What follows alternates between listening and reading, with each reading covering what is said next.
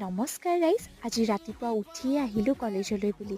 কাৰণ আজি আমাৰ কলেজত মিচিং কমিউনিটিৰ ষ্টুডেণ্টখিনি লগ হৈ পেলাই আলি আই লিগাং পাতিছিল। আচলতে আলি আই লিগাং 14 ফেব মানে যোৱাকালি আছিল।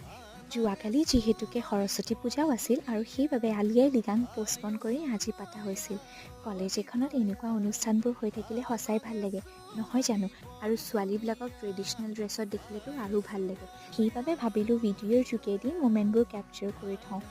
তাৰপিছত এই লম্বা লাইন পাতিলোহি খাবৰ বাবে। প্ৰত্যেকটো উৎসৱেই সমন্বয়ৰ প্ৰতীক। এনেবোৰ উৎসৱ উদযাপন কৰি থাকিলে আমাৰ মাজৰ একতাৰ দোলডাল আৰু মজবুত হৈ উঠে, লগতে সম্বন্ধবোৰ আৰু গাঢ় হয়। ঘূৰি আহোঁতে দেখিছোঁ যে ৰেপছডিৰ কাম জোৰ যায় চলি আছে। ৰুমত আহি লগৰ এজনীৰ বাৰ্থডে আছিল, গতিকে বাৰ্থডে কেকো কাটিলোঁ।